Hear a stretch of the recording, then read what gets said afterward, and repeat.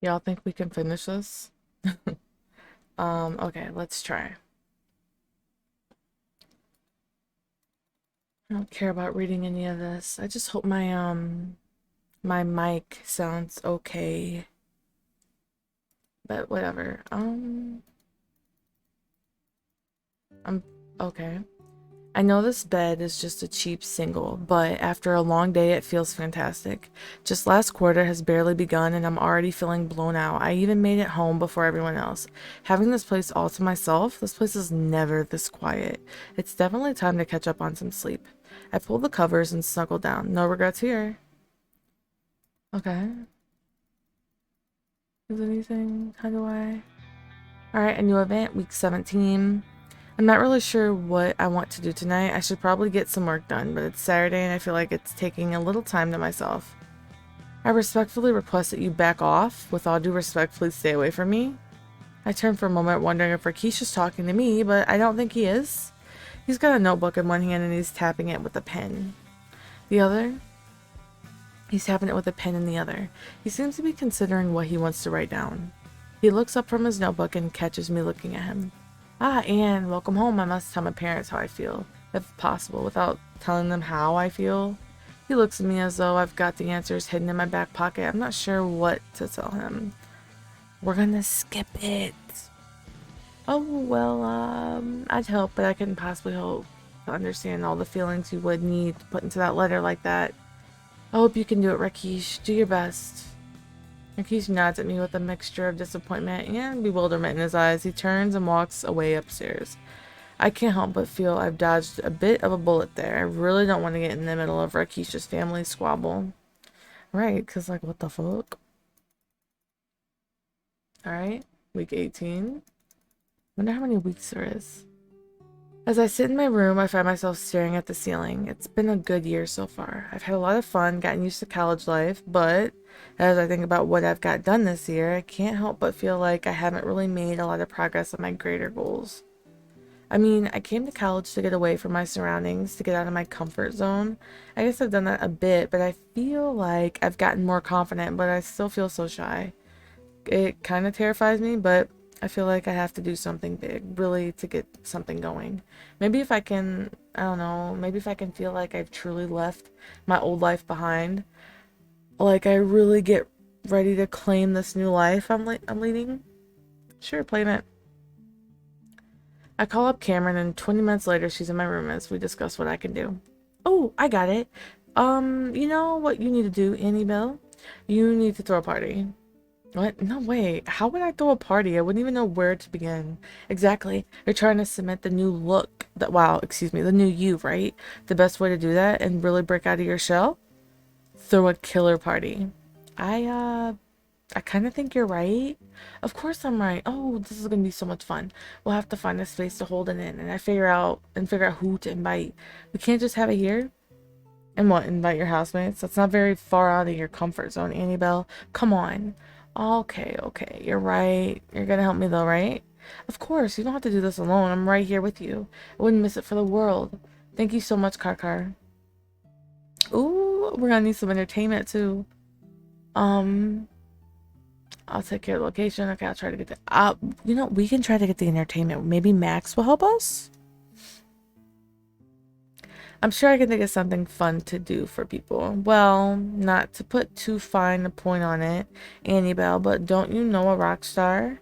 Oh my god, yeah, that's a good duh, me and Carmen were thinking the same thing. Of course it is. Think of some other stuff to do, okay though? Definitely. Oh, Car, this is gonna be so much fun. I know. Terrifying, but fun. Carmen and I hug as we squeal over our plans. This really will be a lot of fun, and I can't wait to see what happens. Oh, okay. New event.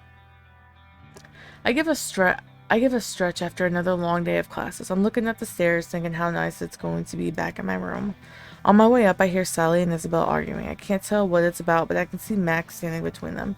I breathe a silent sigh of relief. Mom always warned me about bad boys. Once I'm back in my room, I put on some headphones and get back to my business. What the fuck? We just click all through this. New event. It's still early in the quarter, and I'm not sure what to expect from Professor Merriweather. Still, it should at least be entertaining. Alright, if you're in this class, you've probably got the basics down, which means it's time to start getting serious. Now, normally, we do this sort of thing in a lab, but today is special for two reasons. Number one, some brain genius decided to mix up glycerin with CMNO4 in our labs, meaning there is now an opportunity for an alternate environment learning. Secondly, the morgue is full and my contact is on the cheap. As soon as she says that, one of the professor's TAs walks into the room, pushing a cart with a blanket over it and a suspiciously body-shaped lump under it. This is a 103 class, and I'm pretty sure we're not up to this stuff yet. As soon as I see the look of glee on the professor's face, though, I know we're going to do this. Alright, better question. Who wants to make the first incision? Don't worry, he's dead. He complains very little. Around the room, everyone seems unsure what to do with this. A few hands tentatively go up. Come on, come on. You won't get a chance like this for another 2 or 3 years. Professor Merriweather, are you sure this conforms to regulations? I'm sorry, I thought this was biology. Apparently it's intro to law. Well, as it turns out, I've probably got a degree in that too. So how about you shut up? As a matter of fact, looks like someone just volunteered to take culpable? I mean, the first cut. The professor stares at me as the entire class turns to look at me with a mixture of amusement and horror. I wait a few moments to see if the professor is going to change her mind, but finally I stand up and walk down to the front of the class. Here you go. Captain rules. How about you choose our lesson plan for today? Pick a spot. We'll examine whatever you cut up. The professor hands me some plastic gloves, which I put on as she stands there staring at me. She then hands me a scalpel, and I look at the body. Luckily, the TA left its face and lower half covered. I walk over to the corpse, trying to figure out what I'm going to do. Let's cut the belly. I think about what I'd rather study today as I move over to the cadaver's belly, and make an incision just below where I think we should get access to the appendix. Ooh, good question. So many people have appendicitis these days. I wonder if he has one. Alright, let's take a look for that appendix. If that's not there, I'm sure we'll find something fun. Now, the first thing you'll notice is the lack of blood. That's because they drain these things and because I'm not a complete idiot. The professor looks at me just standing there and makes shooing motions. I slowly return to my seat as Professor Merriweather begins her lecture properly. I can't believe she had me do that. It wasn't my favorite, but it was still a fascinating learning opportunity. Okay. Our grades are going up. Look at that. Oh. Whoops. Start. Okay, new event. I am starving.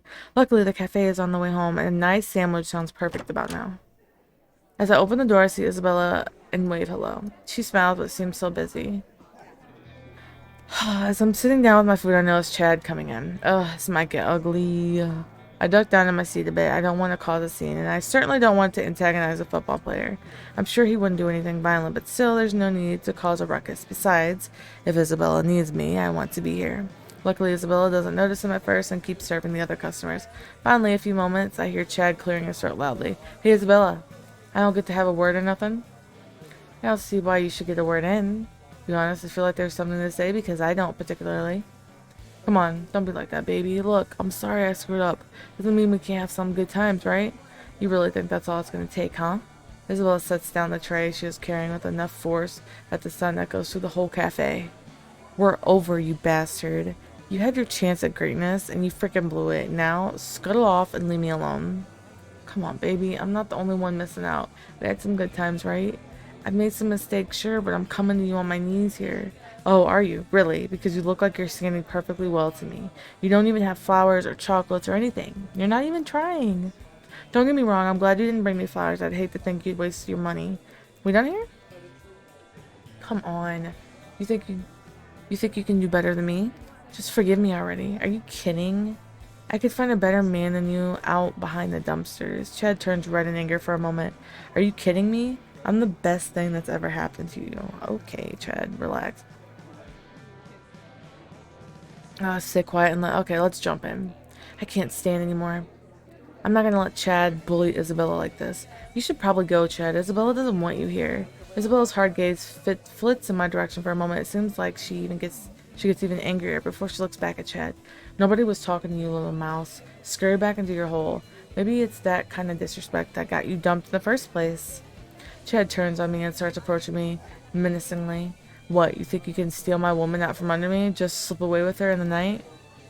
Nobody's stealing anything, Chad. She doesn't want to be with you anymore. Just go. I'm trying my best not to shrink away from Chad. It's taking everything in my power. This is bull. Isabella, how can you do this? Quite easily, you asshole. Almost as easily as I can throw you out of my cafe. And if you think of causing any more trouble, I'll also easily cause you a world of hurt. You understand me, Chadwick?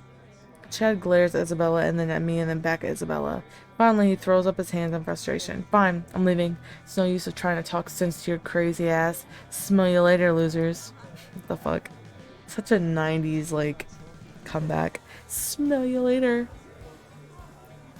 As Chad leaves, I slump down into my chair. My previous energy just leaves me. I look back up in time to see Isabella standing over me, fuming.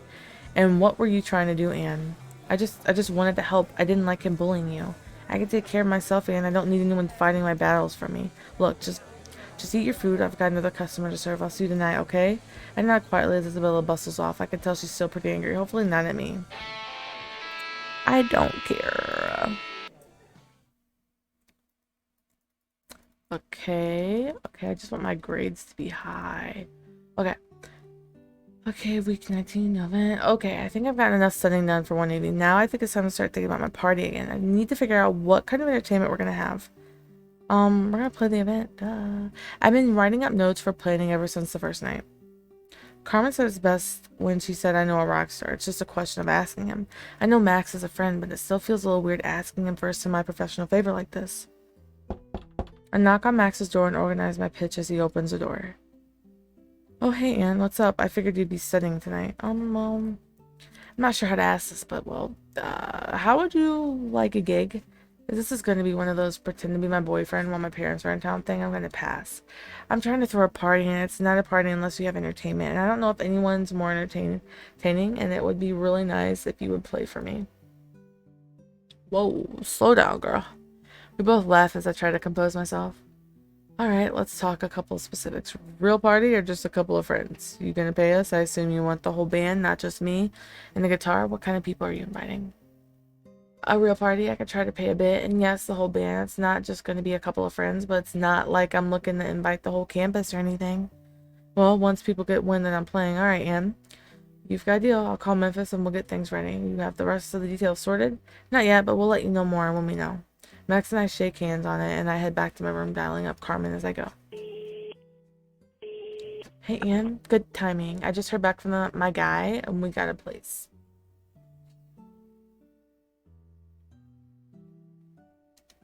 Perfect. Max said yes, so we got the entertainment. Alright, so we got the basics. We should probably have more entertainment than just a band, but we can put that together as we go.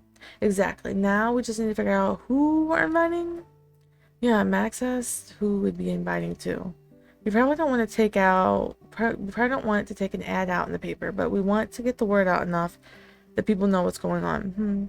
I think I know who to ask about it. Give me a bit of time to consider it. Okay. Do you want me to ask around for other attendees? No. I'll invite people myself. No, thank you. Not this time. Not that you couldn't find awesome people, but this is something I should try to do for myself. Don't worry, by the time I'm done, I'll be meeting all kinds of new people. Of course, you should totally invite whoever you'd like to. No, I totally get what you're saying. Don't worry. I'll only ask a couple of close friends, since I'm kind of co-hosting this, right? Sounds like we're well on our way. We can do it, Annie Bell? Yeah, I think we're well on our way to be fabulous, to having a fabulous bash. Okay. Week 20, new event. I snagged a good seat, prepared for another class. I sometimes can't believe they still let Professor Tosuke teach here. I guess that's the power of tenure. I wonder what he's gonna get into today. Alright, you little money sack, sit down. Let's get this started. Everyone quiets down, settling in their seats. The professor turns on a projector and starts displaying slides. The slides seem to be displaying a countryside, a few buildings dotted. As he progressed through the slides, we see a bunch of people standing in front of the buildings and posing. Professor, are we just looking at your vacation slides? What's your point? You're trying to get a point. A certain nosy know-nothings would stop interrupting me.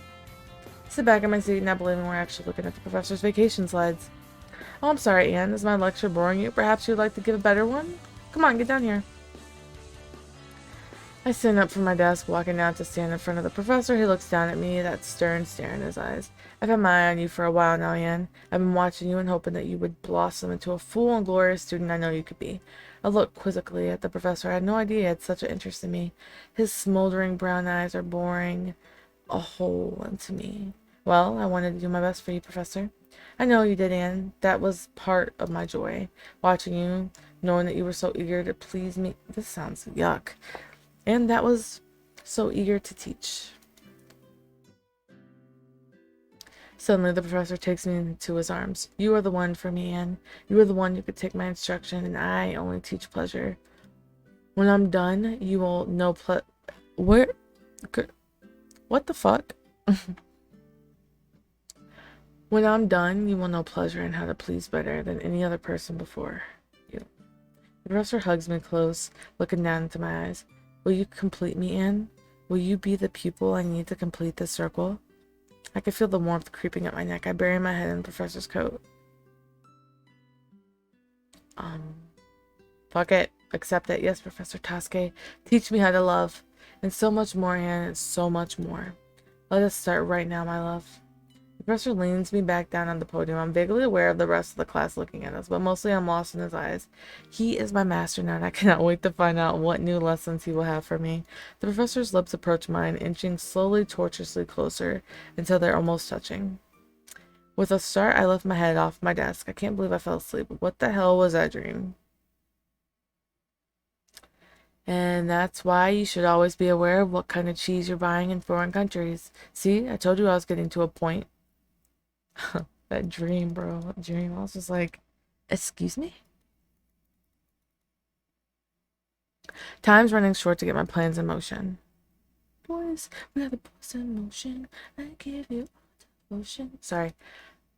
It's time to start getting invites out. Which, of course, means figuring out who to invite. I just hope Isabella can help me. I want to skip it. I don't care about Isabella. I consider heading over to ask for help, but something holds me up. I don't know if I want to be inviting Isabella's friends. Not that she doesn't know any good people, but would they really be my friends? I just try to find a good list of classmates to invite. Plus, I just don't want to build a relationship up with Isabella. I don't care. Like, she's cool, but like, she's cool or whatever, but you know.